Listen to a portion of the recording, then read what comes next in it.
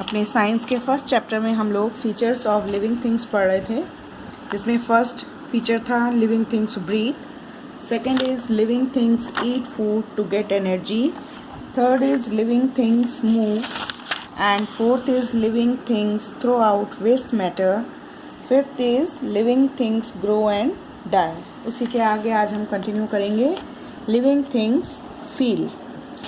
All living things feel.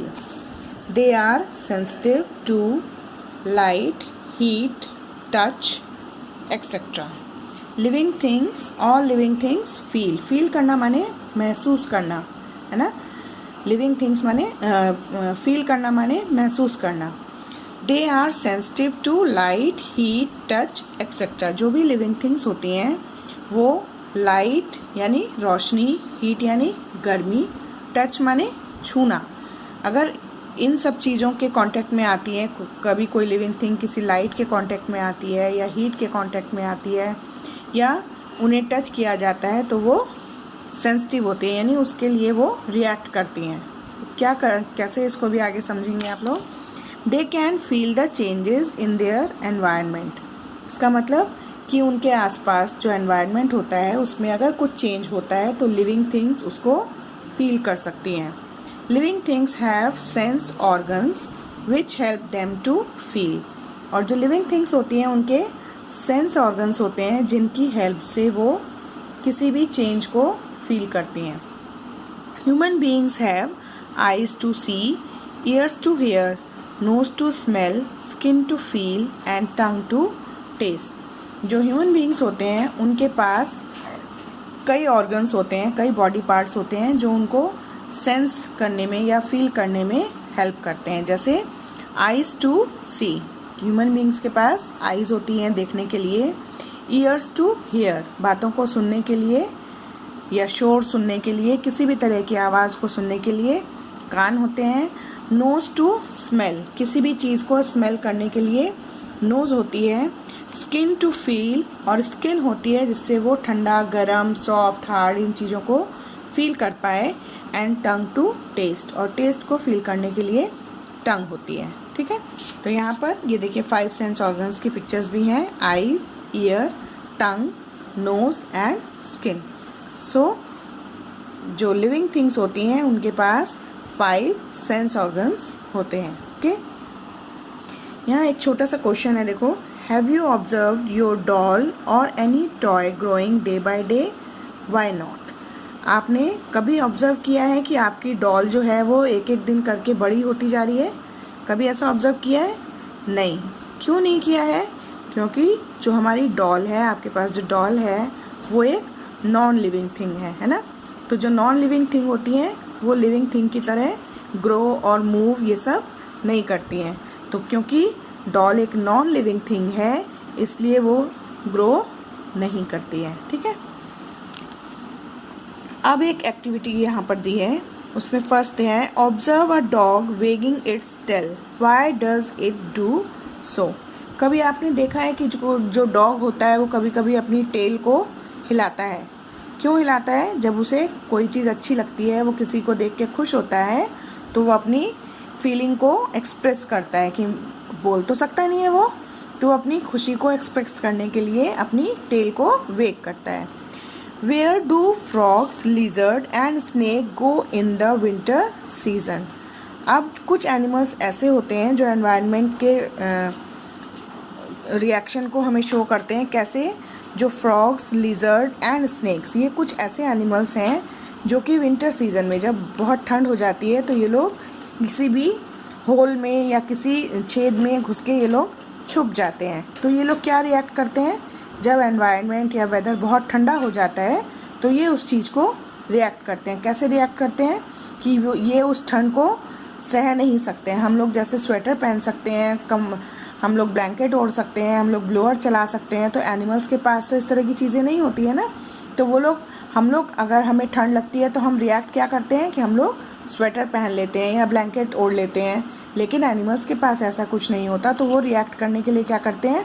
अपने आप को किसी होल में या किसी ऐसी जगह छुपा लेते हैं जहाँ पे उनको ठंड नहीं लगती है। ठीक है, इसलिए विंटर सीज़न में आप देखोगे कि हमें घरों में कोई लिजर्ड, कोई या कहीं पर स्नेक या फ्रॉग्स या जो छोटे एनिमल्स, इंसेक्ट्स होते हैं वो दिखाई नहीं देते हैं, क्योंकि जब बहुत ज़्यादा ठंड होती है तो वो अपने आप को किसी एक जगह पर छुपा लेते हैं। ठीक, now next feature, living things reproduce. Living things reproduce करती हैं, मीन्स लिविंग थिंग्स के और भी बेबीज़ या छोटे बच्चे होते हैं। ठीक, all living things produce more of their own kind, means जितनी भी लिविंग थिंग्स होती हैं उनके एक या बहुत ज़्यादा उन्हीं के जैसे छोटे छोटे और प्रोड्यूस होते हैं। दिस इज़ कॉल्ड रिप्रोडक्शन, और इसको रिप्रोडक्शन कहते हैं। All animals reproduce by laying eggs or by giving birth to young ones. जितने भी एनिमल्स होते हैं कैसे रिप्रोड्यूस करते हैं, या तो वो लेइंग एग्स अंडे देते हैं, या by giving birth to young ones, या उनके छोटे छोटे बेबीज़ होते हैं। ज़्यादातर जो बर्ड्स होती हैं वो एग्स देती हैं, उसमें से उनके बच्चे निकलते हैं, और एनिमल्स जो होते हैं वो छोटे बेबी को जन्म देते हैं। ठीक, जैसे देखो यहाँ पिक्चर्स में शो किया हुआ है, पप्स विद मदर, ये एक डॉग है और ये उसके छोटे छोटे पप्स हैं। बर्ड विद बेबी बर्ड्स, ये बड़ी बर्ड है, मदर बर्ड है, और ये उसके बेबीज हैं। काफ विद मदर डियर, ये डियर है और ये उसका काफ है। ठीक, some animals with their babies, ये कुछ एनिमल्स की पिक्चर्स हैं उनके बेबीज के साथ। ठीक, ये तो एनिमल्स की बात हो गई। प्लांट्स कैसे रिप्रोड्यूस करते हैं? प्लांट्स रिप्रोड्यूस थ्रू सीड्स और प्लांट पार्ट्स। कुछ प्लांट्स ऐसे होते हैं कि जिनके हम अगर सीड्स डालते हैं सॉइल में तो उसमें से न्यू प्लांट्स निकल आते हैं, लेकिन कुछ प्लांट्स ऐसे होते हैं कि अगर हम बड़े प्लांट के किसी पार्ट को तोड़ के मिट्टी में लगा देते हैं तो उसमें से नया प्लांट निकल आता है। ठीक है, जैसे जितने भी ग्रेन्स वाले प्लांट्स होते हैं, पल्सेस होती हैं, वीट है, राइस है, इस तरह के जो प्लांट्स हैं इसके लिए हमें बीज, जो सीड होते हैं, उनको सॉइल में डालना होता है, उसमें से न्यू प्लांट निकलते हैं।